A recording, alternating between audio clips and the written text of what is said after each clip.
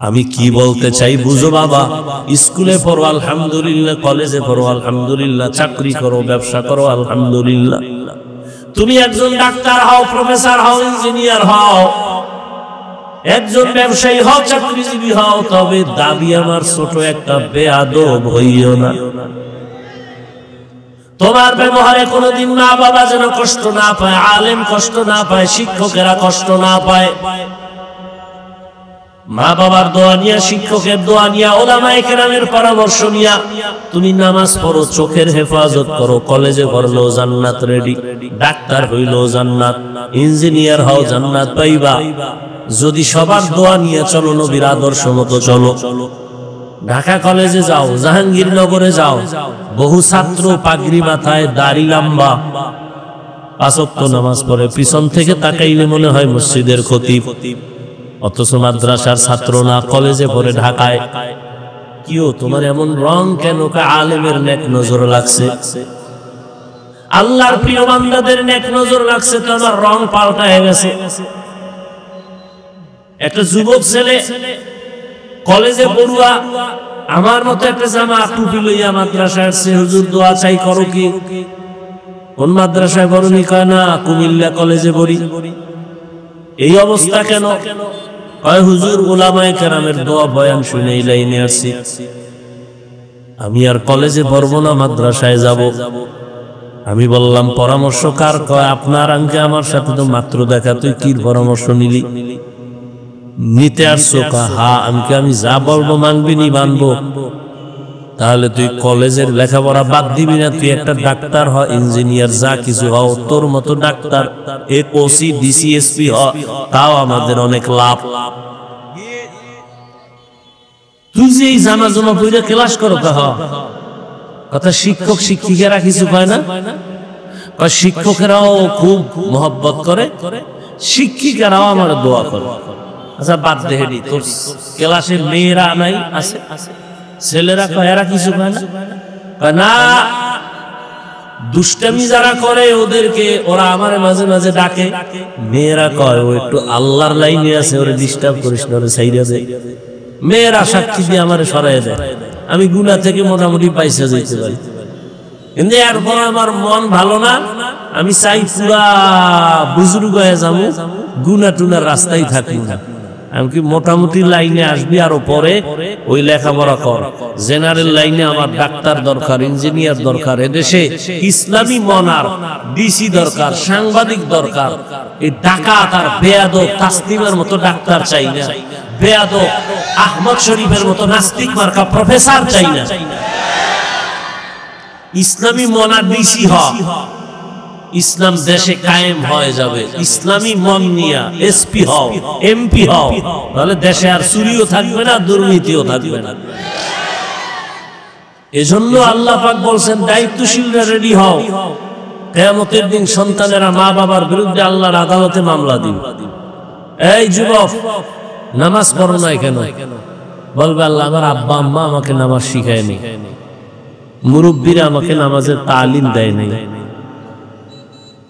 স্পষ্ট বলে দিবে রব্বানা ইন্না আতা'না সাদাতানা ওয়া কুবারানা ফাআযাল্লুনাস সাবিলা।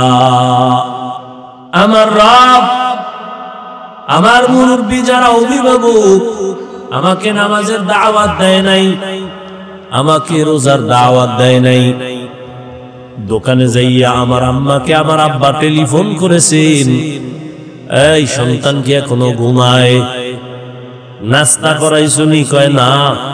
আমার আব্বা জান নাস্তা করছি কিনা খবর নিছে, কিন্তু ফজরের নামাজ পড়ছি কিনা বাবা আম্মাকে একবারও জিজ্ঞাসা করে নাই।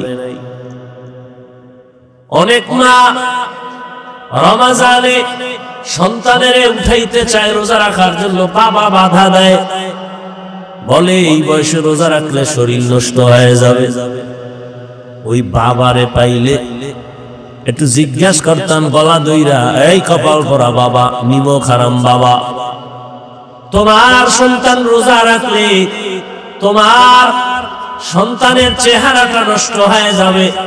বলো মোবাইল চালাইয়া যে চেহারা নষ্ট করলো, এই চেহারা ভালো করবে তোমার কোন বাবায়? মোবাইল চালাইয়া নষ্ট করছে চেহারা, এত দুঃখ নাই বাবা। রোজা রাখলে চেহারা নষ্ট হবে, দুঃখ বাবা।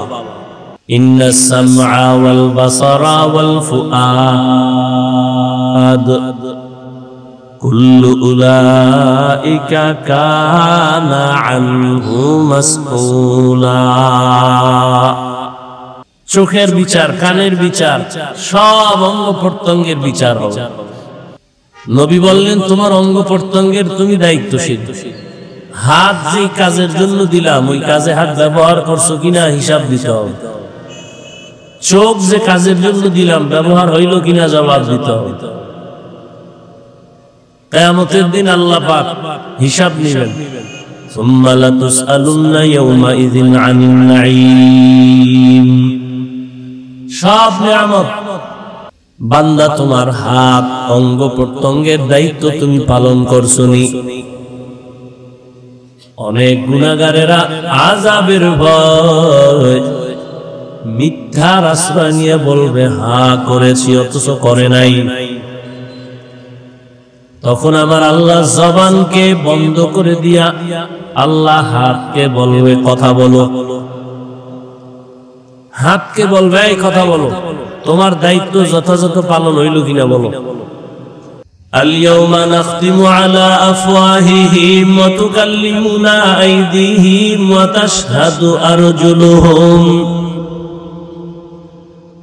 তাশহাদু আরজুলুহুম বিমা কানু ইয়াকসিবুন। দস্তগোয়াদ মঞ্চুনি দুজদিদা আম লপগুয়াদ মঞ্চুনি গোসিদা আম চশমগোয়াদ চিদা আম গমজা হারাম গোশগুয়াদ চিদা আম সমরুল কালাম। আপনার আমার হাত কি কথা বলতে পারে? কিয়ামতের দিন হাত আল্লাহর সামনে কথা বলবেন। কেমনে বলবেন, কিভাবে বলবেন তা আল্লাহই ভালো জানেন। হাত বলবে হে মালিক, তুমি যেই কাজের জন্য হাতটা বানাইছো হাত ওই ডিউটি পালন করার সুযোগ পায় নাই। হাত দিয়া বান্দা মা বাবার খেদমত করবে, হাত দিয়া আলেম ওলামার সহযোগিতা করবে, হাতের দ্বারা মানুষের কল্যাণে কাজ করবে। এই হাতের 5টা আঙ্গুল, আবার এক এক আঙ্গুলের মধ্যে আবার 4টা করে গিরা আছে। কি আছে? নাই? 5 আঙ্গুলে কয়টা? বান্দা তোমার এগুলো অনর্থক আল্লাহ বানায় নাই। 5 বেলার নামাজের পরে সালাম ফিরায় তুমি ডান হাতের এই আঙ্গুলের গিরাগুলো গুনে গুনে 33 বার সুবহানাল্লাহ পড়ো, 33 বার আলহামদুলিল্লাহ পড়ো, 34 বার আল্লাহু আকবার পড়ো। আঙ্গুলের এই গিরা অনর্থক না, তাসবিহ। আবার ঘুমের সময় একবার পড়ো। তুমি যখন ঘুমাইতে যাও বিছানায় শুয়া শুয়া অথবা বসে বসে 33 বার সুবহানাল্লাহ, 33 বার আলহামদুলিল্লাহ, 34 বার আল্লাহু আকবারের তাসবিহ পড়ো ওযু সহকারে ডান হাতের। এই কোন হাতের? অনেকের দেখা যায় বাম হাতের কর গুইনাই গিরাগুলো গুইনা পড়ে, এটা উচিত না। ডান হাতের বলে ডান হাত তো মাথায় দিয়ে কি পড়ে আর এই আঙ্গুলে গুনে। নামাজের সালাম ফিরাইয়া 3 বার পড়বে আস্তাগফিরুল্লাহ আস্তাগফিরুল্লাহ আস্তাগফিরুল্লাহ। কয়বার? এর আগে পড়বে আল্লাহু আকবার। আস্তাগফিরুল্লাহ কয়বার? তার আগে কি পড়বে? কোন সময় এই কাম? সালাম ফিরানোর সাথে সাথে আসসালামু আলাইকুম ওয়া রাহমাতুল্লাহ, আসসালামু আলাইকুম ওয়া রাহমাতুল্লাহ। সালাম ফিরাইতো গাল যেন পিছের লোকে দেখে পরিমাণ ফিরাইতো। এরকম একটা দিলাম এরকম একটা দিলাম হবে না। পুরা ডাল দিয়ে এভাবে গাল যেন পিছন থেকে দেখা যায়। আবার বাম দিকে ফিরাইলো, পিছন দিয়ে বাম গাল দেখা যায়। নজর থাকবে সিনার উপরে। কোথায়? না কাতারের শেষ মাথায়। এত সোজা নামাজ এই জন্য তো নামাজ পড়ে বিড়ি টানে, নামাজ পড়েও গাঁজা খায়, নামাজ পড়ে ইয়াবা খায়, নামাজ পড়ে মাইয়া লইয়া আড্ডা দেয়, নামাজ পড়ে আবার সুদ খায়, ঘুষ খায়, মদ পান করে। নামাজ কাজে লাগে না, কাজের নামাজ পড়ে না, লাগবে কেন? সালাম ফিরানো মাত্রই আল্লাহু আকবার, আস্তাগফিরুল্লাহ, আস্তাগফিরুল্লাহ, আস্তাগফিরুল্লাহ। হ্যাঁ, এরপরে কি আমল করে আমি জানি না, আপনারা কি করেন? বাম হাতে আর ডাইন হাত মাথায় কি আমি বুঝিনি, এটা কি আস্তাগফিরুল্লাহ পড়তে কি মাথায় হাত দেওয়া লাগবে? হ্যাঁ, এবার কেমনে আমরা যে আমল করি, আমি আমল করি এই আস্তাগফিরুল্লাহ 3 বারের পরে 11 বার ইয়া নূর, ইয়া নূর, ইয়া নূর, ইয়া নূর, ইয়া নূর। এটা কয়বার? 11 বার কইরা চোখে ফু দেওয়া। কোথায়? এরপর মাথায় হাত দিয়া ইয়া কবিয়্যু, কি ইয়া কবিয়্যু 11 বার ডান হাত দিয়া। এরপরে এবার ডান হাতের কর গুইনা গুইনা গুইনা গুইনা 33 বার সুবহানাল্লাহ, আলহামদুলিল্লাহ, 34 বার আল্লাহু আকবার। এইটা বাম হাতের কাম কি না? প্রায় মানুষ করে, আমি বুঝি না, কেউ জিজ্ঞাসা সময় পাই না, কি করে বাম হাত দিয়ে করে, আল্লাহ জানে। মাথার কি কাম আর বাম হাতের কি কাম? ডান হাত মাথায়, বাম হাতে কি গুনে আল্লাহ জানে। আর গুনে কি? বিদ্যুৎ ফেল, খালি শেষ। আলহামদুলিল্লাহ বলতে সময় লাগে না, এবার এই খালি এরকম খালি ঘুরাইতেই থাকে, ঘুরাইতেই থাকে, কি কয় আল্লাহ জানে। এই নামাজ। এরপরে ফরজ নামাজের পরে দোয়া কবুল হয়। ইমাম সাহেব যে সবাই নিয়ে দোয়া করে, এটা নামাজের অংশ না। কেউ চাইলেও করতে পারে, না চাইলেও করতে পারে, কোনো সমস্যা নাই। তবে ফরজ নামাজের পরে দোয়া করা লাগবে, কারণ দোয়া কবুলের সময় দোয়া করবে মুখতাসার। আর আপনি হাদিসে শিখাইছে দোয়া কি? আল্লাহুম্মা আনতাস সালাম ওয়া মিনকাস সালাম, তাবারাকতা ওয়া তাআলাইতা ইয়া যাল জালালি ওয়াল ইকরাম।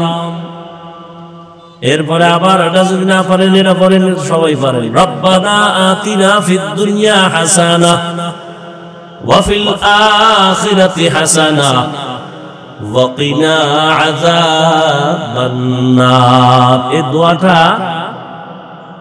মানে আপনি গুইনা গুইনা হাজার কোটি যা চাইবেন, এই দোয়ায় সব ঢুকানো আছে। ও আল্লাহ, দুনিয়াতে যত কল্যাণ আমার জন্য দরকার সব দাও, আখিরাতে আমার কল্যাণে যা প্রয়োজন সব দাও। এই সব ঢুকানো একটা আয়াত। রব্বানা আতিনা ফিদ দুনিয়া, দুনিয়ার সমস্ত হাসানা আমাকে দাও, ওয়া ফিল আখিরাতি, আখিরাতের হাসানাও দাও, ওয়া কিনা আযাবান নার, জাহান্নামের আযাব থেকে কি দাও? মুক্তি দাও। তাহলে হাত কিয়ামতের দিন আল্লাহর কাছে বলবে। আল্লাহ হাত দিয়ে আঙ্গুল টেনে টেনে কোরআন পড়বে, পড়ে নাই। এই হাত দিয়া তোমার কাছে চাইবে, চায় নাই। এই হাত দিয়া মা বাবার খেদমত করবে, করে নাই।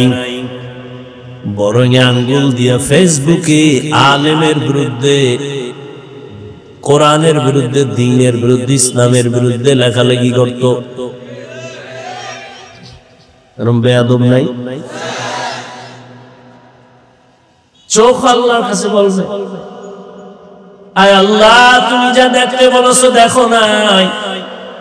এই চোখ দিয়া মা বাবা দেখবে সওয়াব, এই চক্ষু দিয়া আলেম দেখবে সওয়াব। এই চক্ষু দ্বারা বান্দা কোরআন শরীফ তাকায় তাকায় দেখবে সওয়াব। এই চোখ দিয়া বাইতুল্লাহ তাকায় তাকায় দেখবে সওয়াব।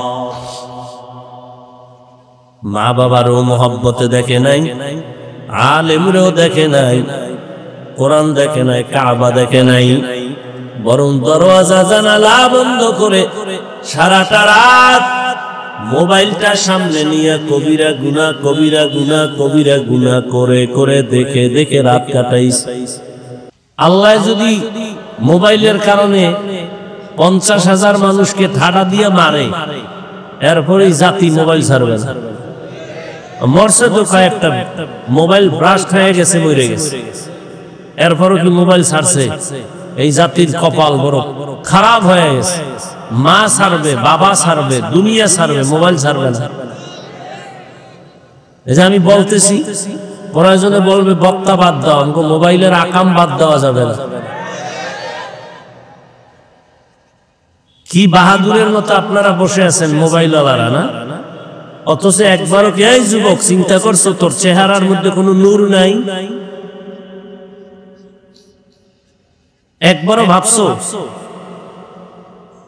তুমি তো ভাবতেছো তোমাকে খুব প্রিন্স লাগে, না? তোমার অনুমানের চেয়েও খারাপ লাগে। তোমার খবর আছে?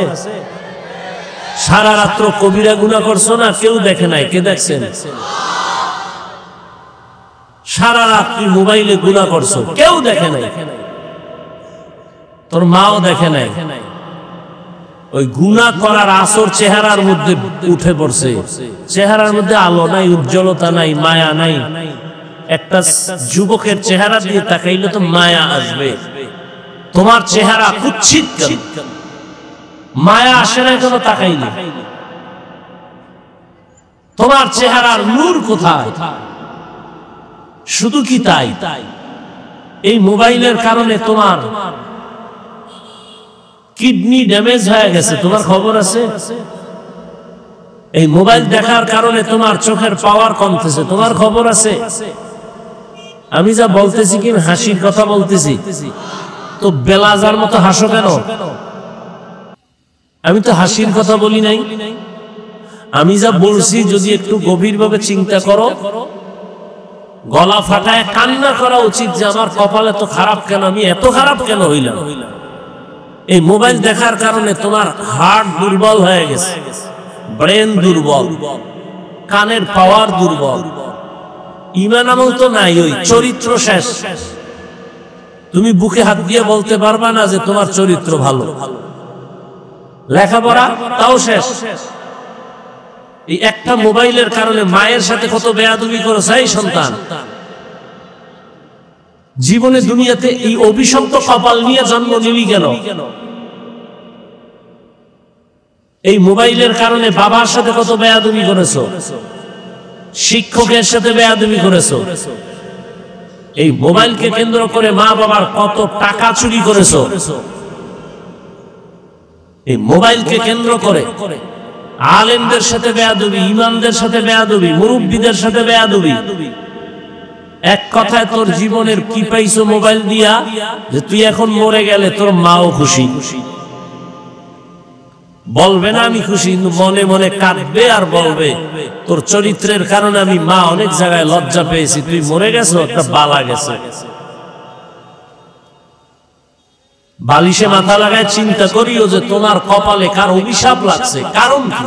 অথচ তোমার মতোই যুবক জীবনে মাদ্রাসায় পড়ে নাই, জেনারেল লাইন স্কুল কলেজে 5 ওয়াক্ত নামাজ পড়ে নাই, তাহলে ওর পাও ধোয়া পানি খা, দেখ একটু লজ্জা আসেনি?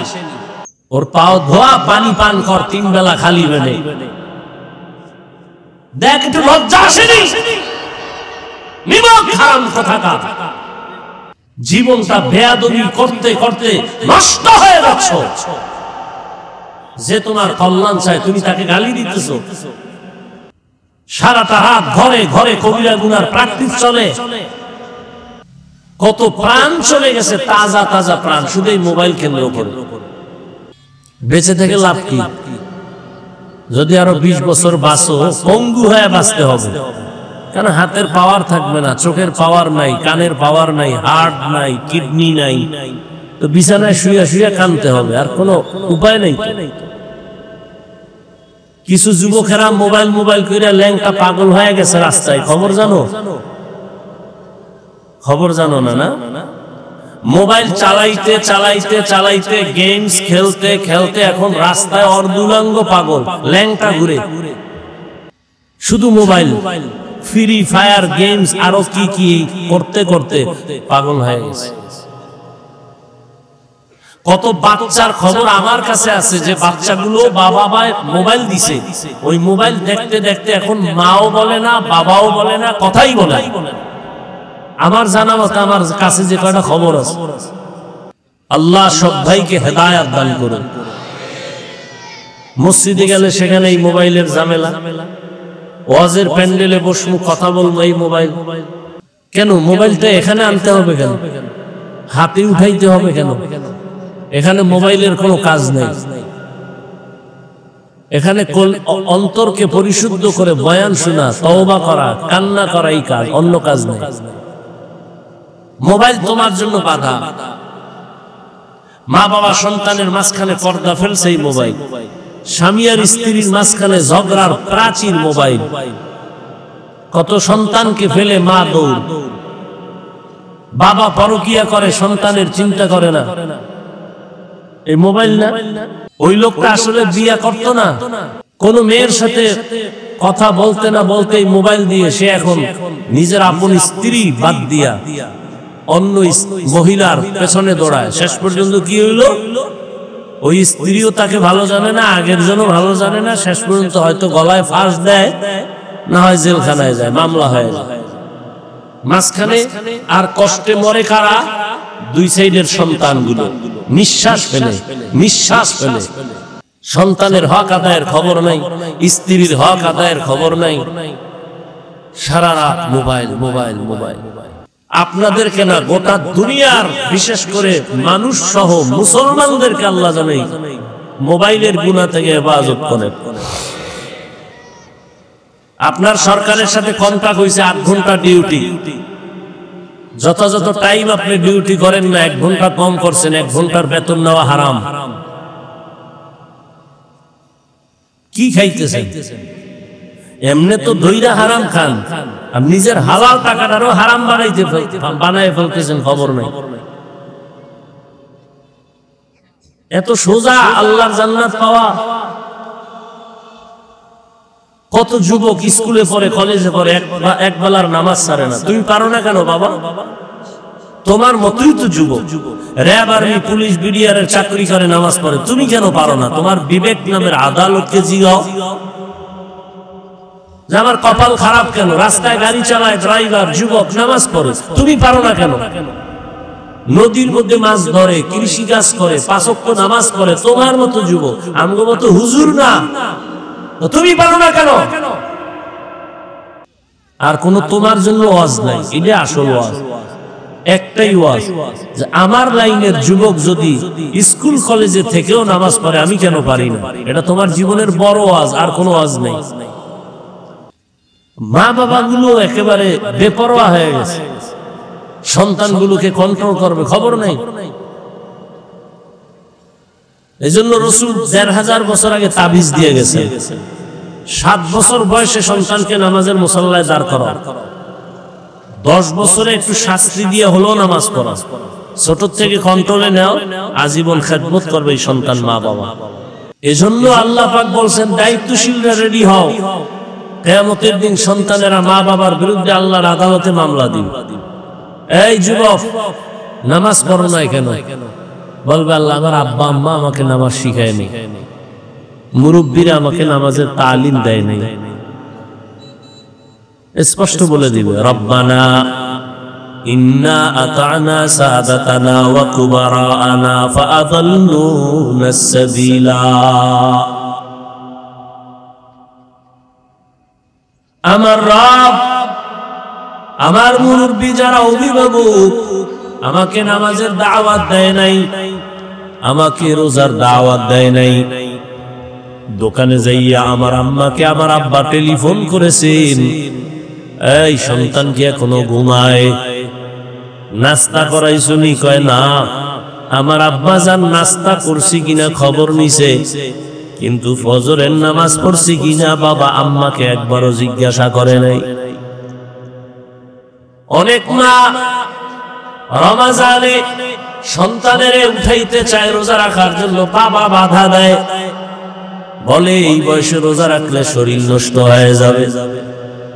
ওই বাবারে পাইলে একটু জিজ্ঞাসা করতাম গলা দইরা, এই কপাল পরা বাবা, নিমক হারাম বাবা, তোমার সন্তান রোজা রাখলে তোমার সন্তানের চেহারাটা নষ্ট হয়ে যাবে, বলো মোবাইল চালাইয়া যে চেহারা নষ্ট করলো, এই চেহারা ভালো করবে তোমার কোন বাবায়?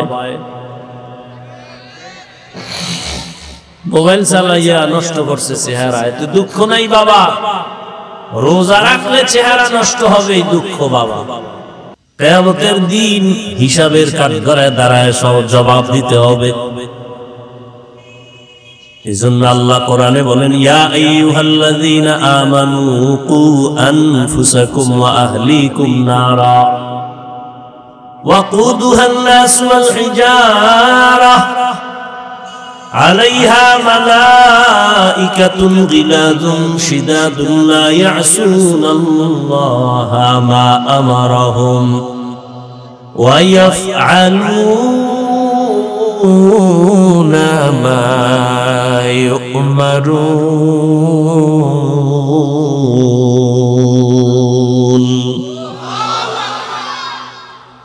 ও মুমিন, জাহান্নাম থেকে নিজেকে বাঁচাও, তোমার আহালকেও বাঁচাও। ও মা বাবা, জাহান্নামের আগুন থেকে নিজেকে আগে বাঁচাবেন, তারপরে সন্তান আপনারা হালকে বাঁচাবেন। ও স্বামী, জাহান্নাম থেকে নিজেকে আগে বাঁচাবেন, তারপরে আপনারা হাল স্ত্রীকেও বাঁচাবেন। শিক্ষক, আপনি জাহান্নামের আগুন থেকে নিজেকে আগে বাঁচাবেন, তারপরে ছাত্রদেরও বাঁচাবেন।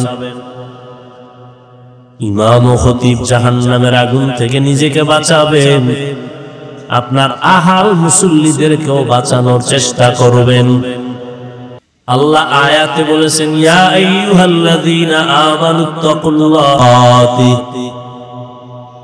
ও মুমিন আল্লাহকে ভয় করো, ভয় করার মতো হক আদায় করে। সাহাবায়ে কেরাম এই বাণী শুনে পেরেশান হয়ে গেলেন। আল্লাহ যত বড়, ওই পরিমাণ হক আদায় করে ভয় করা কারো দ্বারা সম্ভব না। নবীজির কাছে বললেন, রহমতের নবী বললেন, ঠিকই তো সম্ভব না। নবীও পেরেশান হয়ে গেলেন। আল্লাহ নতুন ভাবে আবার আয়াত নিয়ে জিবরাইল আমিনকে পাঠিয়ে দিলেন, নবীরে জানায় দাও। আল্লাহ বলছেন, ইত্তাকিল্লাহা মাস্তাতাতুম, হক আদায় করে ভয় করার প্রয়োজন নাই, বরং আল্লাহ যে বড়, তোমার সাধ্য মতো তুমি আল্লাহকে ভয় করো। আমি যদি আপনাদের জিজ্ঞাসা করি, আপনারা কারা কারা আল্লাহকে ভয় করবেন বা করেন, আমার মনে হয় ময়দানের সবাই হাত উঁচু করে বলবে আমরা ভয় করি। অথচ এখানে এমন আল্লাহর বান্দা বসে আছেন, আজকে ফজর পড়েন নাই, জোহর পড়েন নাই, আসর পড়েন নাই, মাগরিব পড়েন নাই, এশাও পড়েন নাই, নাই এরকম কেউ? সেও বলে আমি আল্লাহকে ভয় করি। আমরা টুপি দাড়ি ঠিক রাইখা বলি আল্লাহকে ভয় করি। আপনি নামাজ রোজা বাদ দিয়া বলেন আল্লাহরে ভয় করি। দুই ভয় কি সমান? না। একজনে সাপ ভয় পায়, সাপ, তার ব্যাখ্যা কি সে সাপ দেখলে ধরবে? ধরবে না। বরং আসলেই যে সাপরে ভয় পায়, সে এমন ভাবে ভয় করবে যে সাপ যেখানে থাকার সম্ভাবনা আছে ওখানেও যাবে না।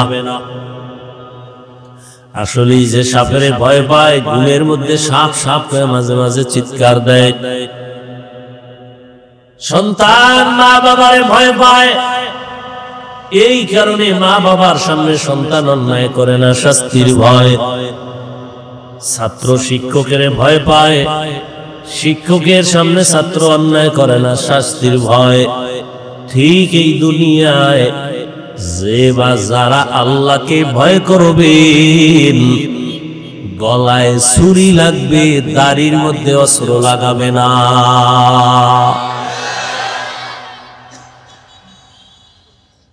কখনো দাড়ির মধ্যে অস্ত্র লাগাবে না। অথচ দুঃখ লাগে রে বাবারা, অনেক কপাল পোড়া যুবক আছে, শিক্ষিত মানুষ আছে। যদি আপনি বলেন ভাই দাড়ি রাখেন না কেন, মুসলমান হিসেবে তার অন্তর যদি আল্লাহর ভয় থাকতো তো বলতো হ্যাঁ দাড়ি রাখা দরকার, পারি না, দোয়া করব, চেষ্টা করব। কিন্তু কি পরিমাণ বেয়াদব, প্রশ্ন করলে দেখবেন বলে দাড়ি না রাখলে অসুবিধা কি আছে না নাই? তুমি দাড়ি রাখো না ভয় নিয়ে তুমি দোয়া চাইবা, আর যদি তুমি বলো অসুবিধা কি, তাহলে এর থেকে বেয়াদবি দুনিয়াতে আর কিছুই হতে পারে। আল্লাহ হেদায়েত দান করুন। নামাজ না পড়লে অসুবিধা কি? তো তুমি যে অসুবিধা কি স্লোগান দাও। নবী যদি বলে তোর মতো বেয়াদব উম্মত আমার না হইলে অসুবিধা কি, তখন উপায় কি হয়? অথচ একজনের ঘটনা আমি দেখছি, দাড়ির উপরে এত গুরুত্ব। এক আল্লাহর প্রিয় বান্দা মদিনাতুল মুনাওয়ারায় আছেন, তাকে জিজ্ঞাসা করা হলো নবী তো দাড়ির গুরুত্ব দিয়ে গেছেন, দাড়িবিহীন লোকটা যখন মদিনায় এসে নবীরে সালাম দেন, নবী জবাব দেন কিনা? আল্লাহর বান্দা বড় আলেম বড় বুজুর্গ বলেন রহমতের নবী এই ব্যক্তির সালামের জবাব দেয় না। কারণ যারা দাড়ি কাটে বা ছাটে 24টা ঘন্টার সেকেন্ডে অল টাইম কবিরা গুনাহ লেখা হয়। ও ঘুমায় থাকলেও কবিরা গুনাহ লিখতে থাকে ফেরেশতারা। যতদিন পর্যন্ত তওবা না করবে ততদিন পর্যন্ত অনবরত ও গোসল করতে যাবে দাড়ি কাটার গুনাহ লেখা। কয়েকটা গুনাহ আছে এটি তওবার সুইচ দিয়ে বন্ধ না করলে অনবরত গুনাহ লেখাই হয়। এর মধ্যে একটা হলো যারা দাড়ি কাটে ছাটে, আর একটা হলো এই যে পায়ের টাকলু গিরার নিচে লঙ্গি বা পায়জামা পরে, সব সময় যদি না পড়ে কিন্তু কবিরা গুনাহ লেখাই হবে, অনবরত লিখতেই থাকবে তওবা না করা পর্যন্ত। আল্লাহ হেদায়েত দান করুন। আল্লাহ বলেন আমাকে ভয় কর, তো ভয় করার মানে ভয়ের নাম তাকওয়া। ভয়ের মানে হলো গুনাহ করবে না, আল্লাহর ভয়, আযাবের ভয়, নিজের গুনাহ থেকে বাঁচায় রাখবেন। আল্লাহ এদের জন্য সুসংবাদ দিয়েছেন, যারা আমার ভয়, আযাবের ভয়, গুনাহ থেকে নিজেরে বাঁচাইবে আমি আল্লাহ তাকে বিনা হিসাবে জান্নাত দিয়ে দিব। وَأَمَّا مَنْ خَافَ مَقَامَ رَبِّهِ وَنَهَى النَّفْسَ عَنِ الْهَوَى فَإِنَّ الْجَنَّةَ هِيَ الْمَأْوَى।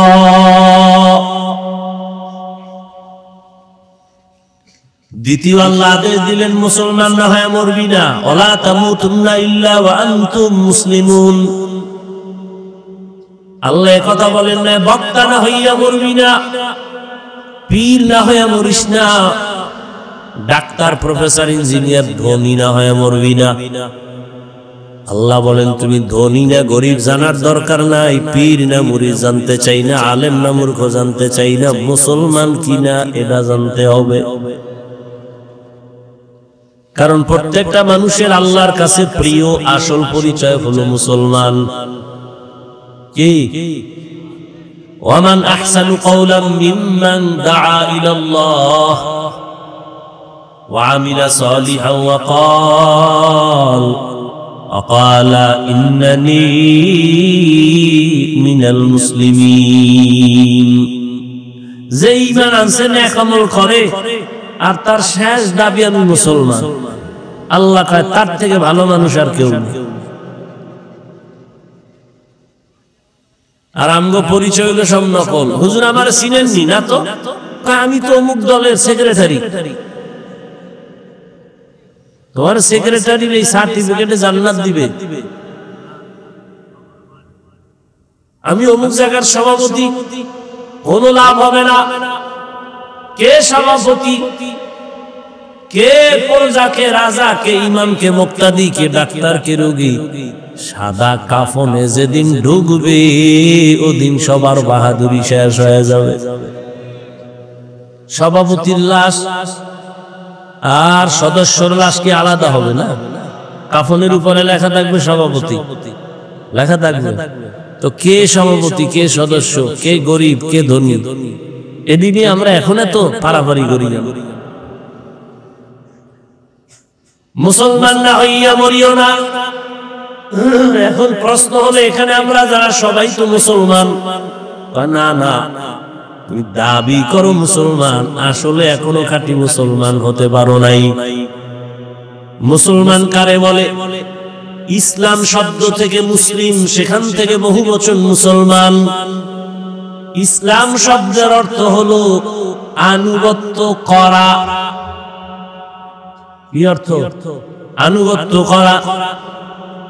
যে আনুগত্য করে তার নাম মুসলিম। যে ব্যক্তি আল্লাহর কাছে নিজের সব কিছু ছাইরা আল্লাহর কথা মানার উপরে আনুগত্য হয়ে যায়, ও আল্লাহ আমার আলাদা কোনো মত নাই, পথ নাই, তোমার দেওয়া পথ আর মতই আমার পথ, আমার কোনো ব্যক্তিগত আদর্শ নাই, মদিনাওয়ালা নবীর আদর্শটাই আমার আদর্শ। আমি আমার নিজের মন মতো খানা খাবো না, নবীর তরিকায় খাবো। জুতা পরা আমার নিজের কোনো তরিকা নাই, নবীর তরিকাই আমার তরিকা। আমি বাথরুমে যাই, আমার কোনো সিস্টেম নাই, নবীর সিস্টেমটাই আমার সিস্টেম। আমি বাথরুমে যাব বাম পা দিয়া, টুপি পইরা যাব বা মাথা ঢেকে যাব, খালি পায়ে যাব না। নবীর তরিকাই মানি, দুনিয়ায় কল্যাণ, পরকালেও জান্নাত। মুসলমান মানে আনুগত্যকারী। এখন আনুগত্যকারী তো হতে পারি নাই। যে ব্যক্তি আল্লাহর কাছে আনুগত্য করবে ওই বান্দা কখনো গুনাহ করবে না। অতএব গুনাহ থেকে নিজেকে বাঁচানোই হলো খাঁটি মুসলমান হওয়ার একমাত্র পথ। গুনাহ থেকে বাঁচবেন কেমনে? পিছনের একটা অংশ গেছে জীবনের গুনাহ সহ, সামনে আর একটা জীবন আসতেছে, এটা গুনাহ হতে পারে, হয় না এখনো। পেছনের যে গুনাহ হয়ে গেল, এখান থেকে পবিত্র হওয়ার একমাত্র মেডিসিন হলো তওবা, ইস্তেগফার। সামনের জীবনে যেন আমার দ্বারা কোনো গুনাহ না হয়, হাতের গুনাহ, চোখের গুনাহ, পায়ের গুনাহ, অন্তরের গুনাহ, সেজন্য আলাদা আরেকটা মেডিসিন লাগবে, তার নাম তাকওয়া, আল্লাহর ভয়। আর এই দোনোটা যদি বান্দা নিজের মধ্যে নিতে হয়, এই দুনিয়ায় বর্তমানে আল্লাহর খাস উলামায়ে কেরাম যারা আল্লাহওয়ালা, যারা তাদের নেক নজর ছাড়া সম্ভব হবে না। আল্লাহওয়ালাদের নেক নজর লাগবেই, উলামায়ে কেরামের সোহবত লাগবেই, না হয় তার দুনিয়াও বরবাদ, আখিরাতও বরবাদ। আল্লাহর প্রিয় বান্দাদের নেক নজরের মধ্যে আলাদা পাওয়ার আছে।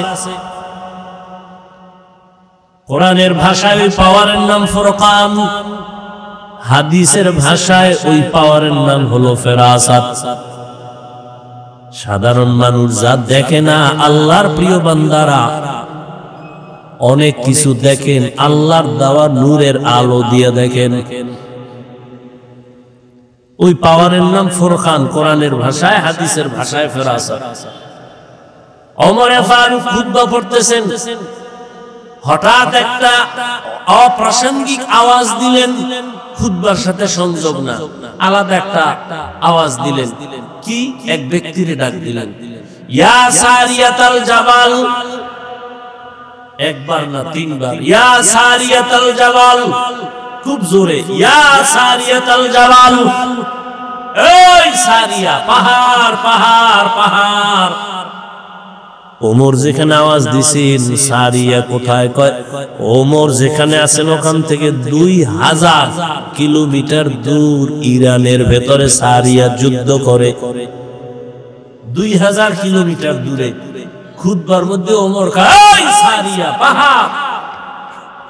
সারিয়ারে জিজ্ঞাসা করা হলো, ওমরের আওয়াজ শুনছিলা?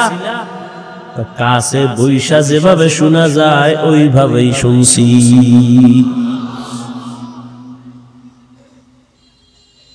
এই জন্য আল্লাহর প্রিয় বান্দা, উলামায়ে কেরাম, আল্লাহওয়ালা, এদের নেক নজর ছাড়া জীবন ধন্য করা সম্ভব না। ভালো ডাক্তার হতে চাইলে লেখাপড়াই শেষ না, অভিজ্ঞ ডাক্তারের কাছে সময় লাগানো লাগে। ভালো রাজমিস্ত্রি হইতে চাইলে হট কইরা হওয়া যায় না, একজন রাজমিস্ত্রির কাছে গিয়ে যোগালি হইয়া কাজ করা লাগে, সময় দেওয়া লাগে। কি একজন ভালো ইঞ্জিনিয়ার যদি কেউ হতে চায়, সারা দুনিয়ার বিশ্ববিদ্যালয় থেকেও যদি পড়ে হবে না, একজন অভিজ্ঞ ইঞ্জিনিয়ার বড় তার স্মরণে তার সময় দিয়ে তার কাছে থাইকে বড় হতে হয়। দুনিয়ার লাইনে বড় হতে হলে বড়দের কাছে যেতে হয়, আখিরাতের লাইনে নিজে নিজে পণ্ডিত বড় হবেন এত সোজা?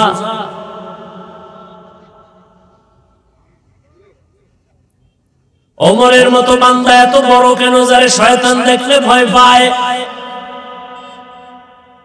রহমতের নবীর নেক নজর লাগছে, এই জন্য ওমরের দাম বেড়ে গেছে।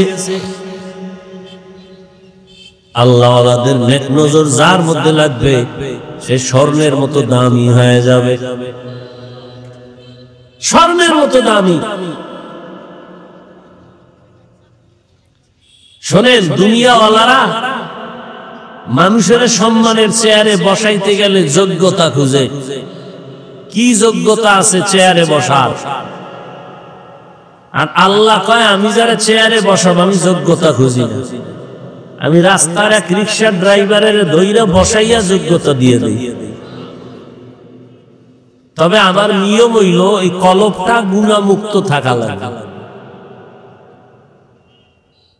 আমি আল্লাহ ধনী না আলেম দেখি না, আমি দেখি কলব পরিষ্কার। যার কলবটা স্বচ্ছ আমি তারে চমকায় দিই, দুনিয়াতেই চমকায়। 10 জন সাহাবা আপনারা জানেন অবশ্যই জান্নাতের সার্টিফিকেট পাইছে না দুনিয়ায়? কথা বলেন না। এর মধ্যে কিন্তু বেলালের নাম নাই, বেলালের নাম নাই, কিন্তু বেলালের মর্যাদা অনেক। হয়তো আল্লাহ যাকে সম্মান দেয়। মক্কার পাশে বৈশা রহমতের নবী কথা বলতেছিলেন। মক্কার বড় বড় লিডার, নবীর উদ্দেশ্য হলো যদি দিনের পথে আসে তো ইসলামের লাভ। নবী এক ধ্যানে তাদের সাথে কথা বলতেছেন, বুঝাইতেছেন।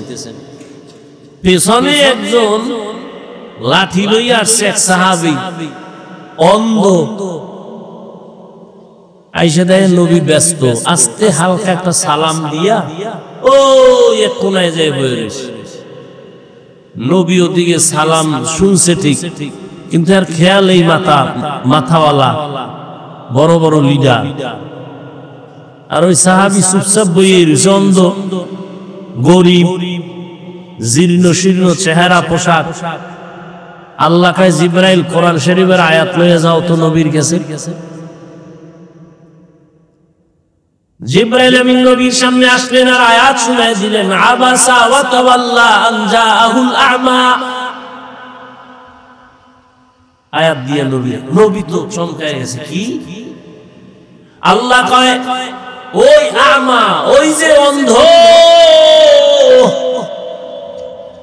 এই মাথাওয়ালা লিডারের কোনো দাম আমার কাছে নাই, ওই অন্ধ সাহাবী গরিব আমার কাছে বড় দামি। নবী আপনি ওদিকে যান, এই বাদদানিটি আমার কোনো কামে লাগবে না, এটি আর আপনার সময় লস করতেছে, আপনি ওরে সময় দেন। আয়াত নাজিল হয়ে গেছে সাহাবীর শানে। যতদিন পর্যন্ত ওই সাহাবী জিন্দা ছিল, নবী ততদিন পর্যন্ত নিজের চাদর বিছাইয়ে দিতেন, বসো, তোমার নামে কোরআন থেকে আয়াত আসছে, আমার আল্লাহ পাঠাইছেন, তুমি দামি হয়ে গেছো। এবার বুঝেন, চেহারা সুন্দর, দামি, হ্যাঁ, বহু শিক্ষিত, কি লাভ হবে শিক্ষা ডিগ্রি নিয়ে যদি বহু শিক্ষিত আমাদের নজরে দেখি চোখের সামনে টাটকা নাস্তিক, শিক্ষিত আছে, আল্লাহ মানে না, নবী মানে না, কি হবে এই শিক্ষা দিয়া? মক্কার কাফেরেরা বলতো মুহাম্মদের কাছে যাব, কিন্তু মূর্খ লোক বয়ে রয়েছে, আশেপাশে যাইতে মন চায় না। আমাকে গ্রামে কয় না খাওয়ার বাহানা ভাজা মাছের ঝোল, ও খাইবে না, এবার ভাজা মাছের ঝোল দাও। ওই বেঈমানের গোষ্ঠী কালেমা পড়বে না, একটা অজুহাত দিল। মুহাম্মদের কাছে মনে চাই যাইতে, কিন্তু মূর্খ লোক পাশে বসাতেও কেমনে যায়। এই বাংলাদেশে ওই বেঈমানদের কিছু অন্তর পচা মানুষ এখনো আছে এই দুনিয়ায়। কি বলে জানেন?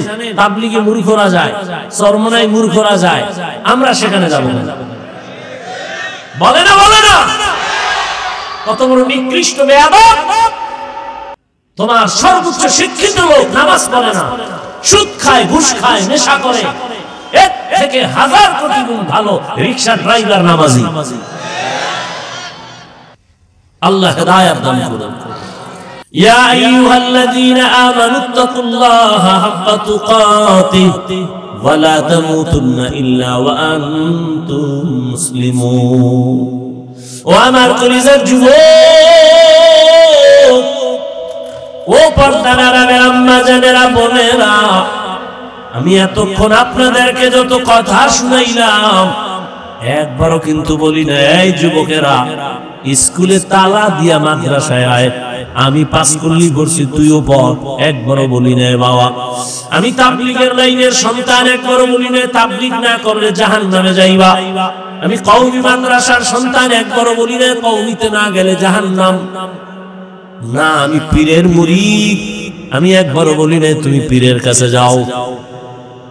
আমি কি বলতে চাই বুঝো বাবা, স্কুলে পড়ো আলহামদুলিল্লাহ, কলেজে পড়ো আলহামদুলিল্লাহ, চাকরি করো, ব্যবসা করো আলহামদুলিল্লাহ, তুমি একজন ডাক্তার হও, প্রফেসর হও, ইঞ্জিনিয়ার হও, একজন ব্যবসায়ী হও, চাকরিজীবী হও, তবে দাবি আমার ছোট একটা বেয়াদব হইও না। তোমার ব্যবহারে কোনোদিন মা বাবা যেন কষ্ট না পায়, আলেম কষ্ট না পায়, শিক্ষকেরা কষ্ট না পায়। মা বাবার দোয়া নিয়া, শিক্ষকের দোয়া নিয়া, ওলামায়ে কেরামের পরামর্শ নিয়া তুমি নামাজ পড়ো, চোখের হেফাজত করো, কলেজে পড়লেও জান্নাত রেডি, ডাক্তার হইলেও জান্নাত, ইঞ্জিনিয়ার হও জান্নাত পাইবা। যদি সবার দোয়া নিয়ে চলো, নবীর আদর্শ মতো চলো। ঢাকা কলেজে যাও, জাহাঙ্গীরনগরে যাও, বহু ছাত্র পাগড়ি মাথায়, দাড়ি লম্বা, পাঁচ ওয়াক্ত নামাজ পড়ে, পিছন থেকে তাকাইলে মনে হয় মসজিদের খতিব, অথচ মাদ্রাসার ছাত্র না, কলেজে পড়ে ঢাকায়। কিও তোমার এমন রং কেন? আলেমের নেক নজর লাগছে, আল্লাহর প্রিয় বান্দাদের নেক নজর লাগছে, তো আমার রং পাল্টায় গেছে। একটা যুবক ছেলে কলেজে পড়ুয়া, আমার মতো একটা জামা টুপি লইয়া মাদ্রাসায় আসছে, হুজুর দোয়া চাই করো কি? কোন মাদ্রাসায় পড়নি? কয় না কুমিল্লা কলেজে পড়ি।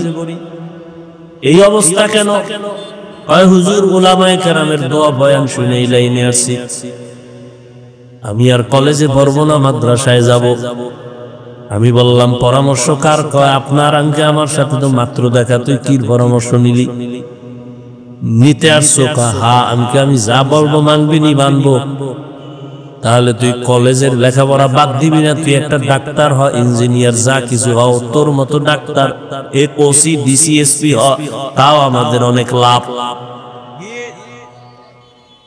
তুই যে এই জামা জমা পইরা ক্লাস করো, কথা শিক্ষক শিক্ষিকারা কিছু কয় না?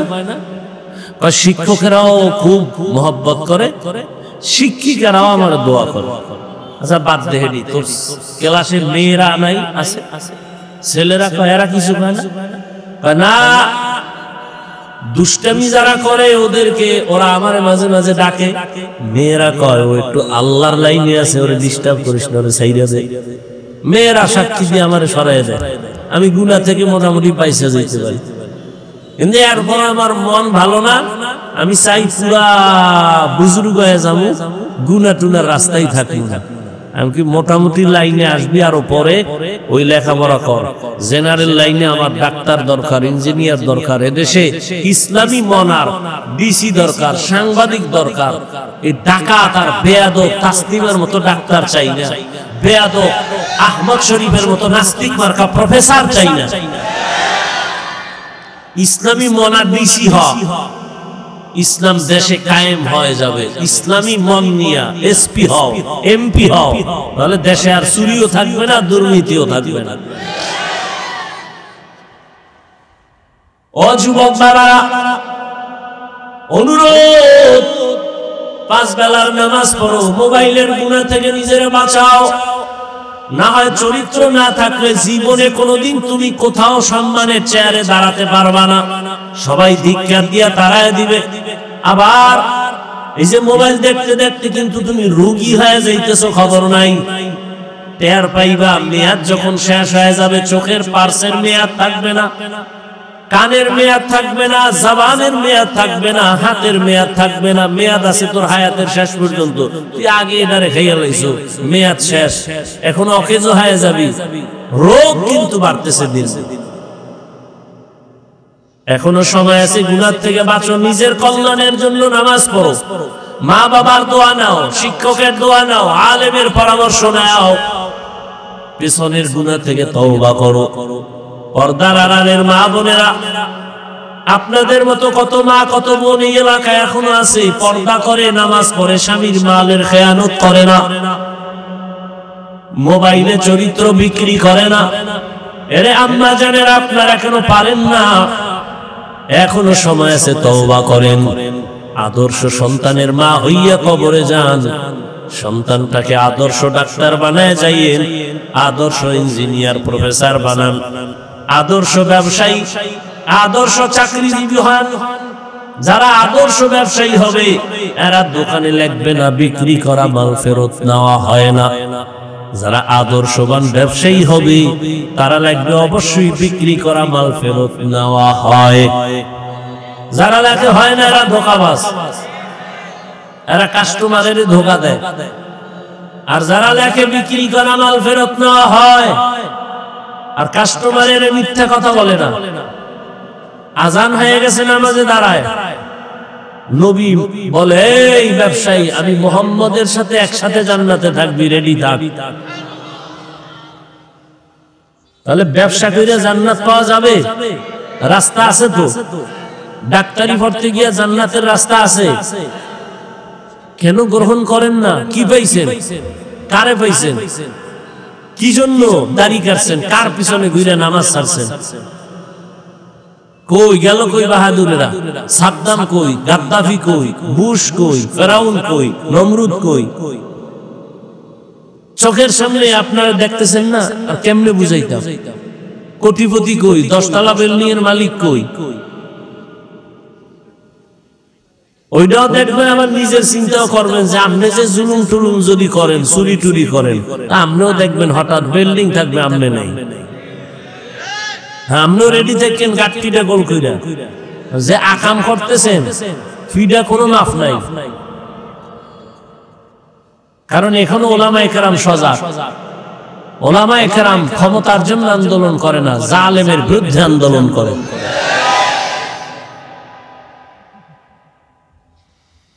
খাঁটি মুসলমান হয়ে যদি মরতে চান, পিছনের গুনাহ থেকে তওবা করে মাফ নেন, সামনে গুনাহ করব না বলে ওয়াদা করেন। নামাজ ছাড়বো না, দাড়ি কাটবো না, বেপরদায় চলবো না, মা বাবার সাথে বেয়াদবি করব না, আলেমদের সাথে বেয়াদবি করব না, শিক্ষকের সাথে করব না, নবীজির আদর্শ নিয়ে চলবো। এই তওবা করে প্রতিজ্ঞা হন, এক জীবন যাকার থাক, নামাজ আর ছাড়বো, বেপরদায় চলবো, দাড়ি আর কাটবো। কারা কারা রাজি? আল্লাহ সবাইকে কবুল করেন। বয়ান চলবে, কেউ উঠা বসা করবেন না। সুবহানাল্লাহি ওয়া বিহামদিহি, সুবহানাকাল্লাহুম্মা বিহামদিকা, আশহাদু আল্লা ইলাহা ইল্লা আনতা আস্তাগফিরুকা ওয়া আতুবু ইলাইক। বয়ান শুনে শেষ দোয়া করে যাবেন, আমার অনেক দূরে যেতে হবে, দোয়া চাই। আলহামদুলিল্লাহি রাব্বিল আলামিন, ওয়াসসালাতু ওয়াসসালামু আলা সাইয়্যিদিল আমবিয়াই ওয়াল মুরসালিন ওয়া আলা আলিহি আজমাইন। ইয়া আরহামার রাহিমিন, ইয়া আরহামার রাহিমিন, ইয়া আরহামার রাহিমিন। রব্বিরহামহুমা কামা রাব্বায়ানি সগীরা। আল্লাহুম্মা ইন্নাকা আফুউন কারীম তুহিব্বুল আফওয়া ফা'ফু আন্না। ইয়া আল্লাহ, মাহফিল কবুল করে নেন, আয়োজনকারী সহযোগিতাকারীদের কবুল করে নেন। আয় আল্লাহ দান সদকাকারীদের কবুল করে নেন, মাদ্রাসা মসজিদ গুলো কবুল করে নেন, এলাকায় শান্তি দান করেন, আমার কলিজার যুবকদের কবুল করে নেন, মা বোনদের আবেদা পর্দাওয়ালা বানায় দেন। আয় আল্লাহ মুরব্বীদেরকে কবুল করে নেন, সারা দুনিয়াবাসীকে মাফ করে দেন, বাংলাদেশ শান্তির দেশ বানায় দেন, নবীজির সুন্নাতলা জীবন দান করেন, নবীজির রওজা বাইতুল্লাহ জিয়ারতের জন্য কবুল করে নেন। আমরা যারা হাত তুলেছি আমাদের মা বাবা মুরব্বী যারা দুনিয়ায় নাই তাদেরকে জান্নাত দান করেন, যারা বেঁচে আছেন হায়াত বাড়ায় দেন, আমাদের ভেতরে যারা অসুস্থ কুদরতের দ্বারা দ্বীনের মুহাব্বতে সুস্থ করে দেন, মুখালিফের মুআফিক বানায় দেন, চলার পথে ইজ্জতের সাথে হেফাজতের ব্যবস্থা করে দেন। আয় আল্লাহ উলামা আহলে হকের বন্ধু বানায় দেন, গুনাহ মুক্ত জীবন দান করেন, তাকওয়াওয়ালা জিন্দেগি দান করেন, খাঁটি মুসলমান হইয়া কবরে যাওয়ার মতো কবুল করে তৌফিক দান করেন, নবীজির মুহাব্বতে আমাদের দোয়া কবুল করে নেন। সাল্লাল্লাহু তাআলা আলা খাইরি খালকিহি মুহাম্মাদ ওয়া আলিহি ওয়া আসহাবিহি আজমাইন বিরহমাতিকা ইয়া আরহামার রাহিমিন। সাক্ষাতের জন্য কেউ সামনে দাঁড়াবেন না।